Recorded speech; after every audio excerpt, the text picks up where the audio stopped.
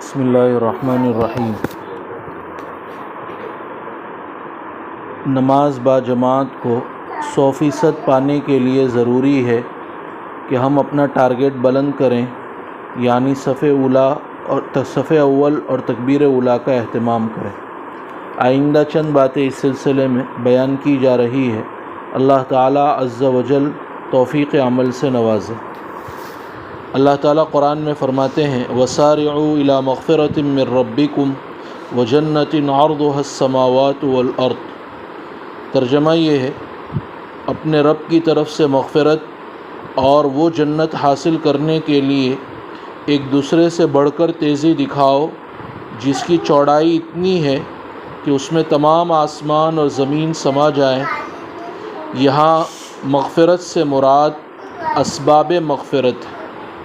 پھر اسباب مغفرت سے کیا مراد ہے؟ مفسرین کے اقوال مختلف ہیں۔ انس بن مالک رضی اللہ تعالیٰ عنہ فرماتے ہیں اس سے تکبیر اولیٰ مراد ہے، اور رباح ابن عبیدہ فرماتے ہیں تکبیر اولیٰ اور صف اول مراد ہے۔ لہذا آیت کا مطلب یہ ہوگا کہ تکبیر اولیٰ کا اہتمام کرو۔ احادیث میں بھی اس کی فضیلت وارد ہوئی ہے۔ ترمذی شریف میں انس بن مالک رضی اللہ تعالیٰ عنہ سے منقول ہے، اللہ کے رسول صلی اللہ علیہ وسلم نے ارشاد فرمایا، جو شخص 40 دن تک اللہ کی خوشنودی کے لیے اس طرح جماعت سے نماز پڑھے کہ تکبیر اولیٰ فوت نہ ہو تو اس کے لیے 2 براءت لکھ دی جاتی ہے، ایک جہنم سے براءت اور دوسرے نفاق سے براءت۔ یہ روایت وہ حسن کے درجے کی ہے۔ اللہ کے رسول صلی اللہ علیہ وسلم نے اس روایت میں 2 براءت کا ذکر کیا ہے، لیکن اس کے لیے چند شرائط ذکر کی۔ نمبر 1 للہ، یعنی صرف اللہ کی خوشنودی کے لیے ہونا چاہیے، نام و نمود، ریاکاری، مذمت کے خوف وغیرہ اور کوئی برا مقصد نہ ہونا چاہیے۔ نمبر 2 دوسری شرط لگائی ہے 40 یوماً، 40 دن تک۔ یہ 40 دن کی تخصیص بظاہر اس لیے ہے کہ حالات کے تغیر اور ان کی تبدیلی میں اس مدت کو خاص دخل ہے، چنانچہ انسانی تخلیق میں بھی اس مدت کا خصوصیت سے لحاظ رکھا گیا ہے۔ 40 دن تک نطفہ اپنی اصلی حالت پر رہتا ہے، پھر 40 دن کے بعد مضغہ ہو جاتا ہے، یعنی گوشت کی لوتھڑی کی طرح، پھر 40 دن کے بعد ہر 40 دن کے بعد تغیرات آتے رہتے ہیں۔ نیز حضرت موسیٰ علیہ السلام کو توریت بھی 40 دن کی خلوت اور یکسوئی حاصل کرنے کے بعد عطا کی گئی تھی۔ مشائخ صوفیہ کے یہاں بھی چلے کو بہت زیادہ اہمیت حاصل ہے کہ اس میں تدریجی طور پر حالات بدلتے رہتے ہیں۔ چنانچہ شیخ عبدالحق محدث دہلوی لکھتے ہیں، محققین علماء نے لکھا ہے، انسانی تخلیق میں ہر 40 دن کے بعد تغیرات ہوتے ہیں۔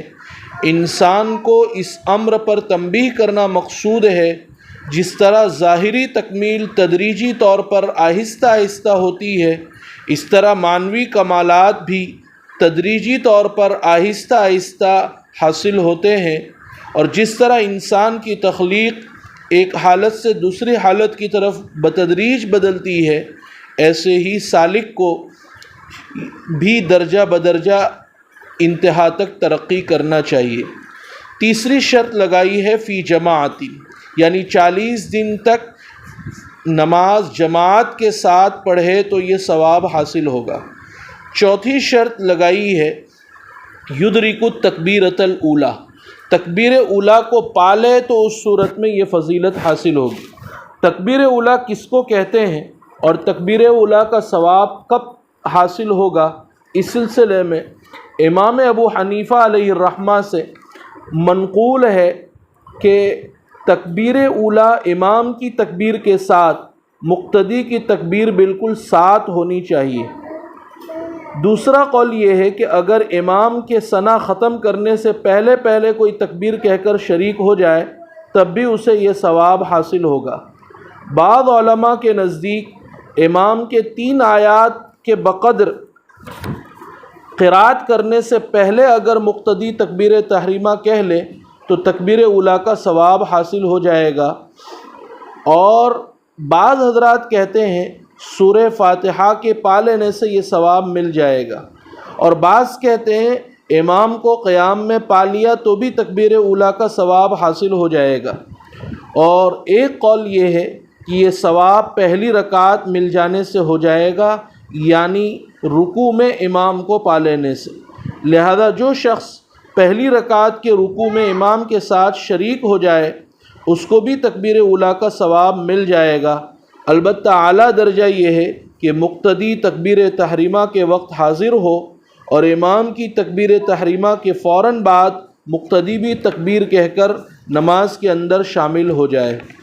اس روایت میں یہ 4 شرطیں ذکر کی گئی ہے اور اس پر 2 چیزوں سے برات کو مرتب کیا گیا ہے، ایک جہنم سے برات اور دوسرے ہے نفاق سے برات۔ دنیا کی ڈگریوں کی سرٹیفکیٹ لینے والے بہت ہیں، کیا کوئی ہے جو دنیا میں جہنم اور نفاق سے بری ہونے کا سرٹیفکیٹ حاصل کریں؟ کاش ہم تکبیر اولیٰ کا چلہ لگانے کی کوشش کرتے۔ بعض روایات ضعیف بھی اس سلسلے میں وارد ہوئی ہے، مثلا ابن ابی شیبہ نے ابو الدرداء سے مرفوعاً نقل کیا ہے، اللہ کے رسول صلی اللہ علیہ وسلم نے فرمایا بلا شبہ ہر چیز کی ایک ابتدا ہوتی ہے، نماز کی ابتدا تکبیر اولیٰ ہے، لہذا تم اس کی پابندی کرو۔ کسی چیز کی فضیلت بیان کر کے اس کی رغبت پیدا کرنا اور عمل پر آمادہ کرنا ہوتا ہے، مگر تاکید کے لیے صراحتاً اس کا حکم دیا جاتا ہے۔ چنانچہ اس حدیث میں تکبیر اولیٰ کی پابندی کا صراحتاً حکم دیا گیا ہے۔ اور ایک ضعیف روایت میں وارد ہوا ہے ہر چیز کا ایک خلاصہ ہوتا ہے، ایمان کا خلاصہ نماز ہے، نماز کا خلاصہ تکبیر اولیٰ ہے۔ مطلب یہ ہے کہ کسی بھی چیز کے 2 حصے ہوا کرتے ہیں، ظاہر اور باطن۔ ایک چھلکا ہوتا ہے اور ایک اندر کا مغز اور گودا ہوتا ہے۔ اندر کا مغز ہی اصل اور قیمتی اور خلاصہ ہوا کرتا ہے۔ نماز کا خلاصہ اور قیمتی حصہ تکبیر اولیٰ ہے۔ ایک اور روایت میں وارد ہوا ہے کہ امام کے ساتھ تکبیر اولیٰ کے ساتھ نماز پڑھنا 1000 اونٹ راہ خدا میں صدقہ کرنے سے افضل ہے، لیکن یہ بعد میں جتنی روایات ذکر کی گئی وہ ضعیف ہے۔ اللہ تعالی ہمیں تکبیر اولیٰ کا اہتمام کرنے کی توفیق عطا فرمائے۔ سبحان اللہ و بحمدہ، سبحانک اللہم و بحمدک، نشہد ان لا الہ الا انت۔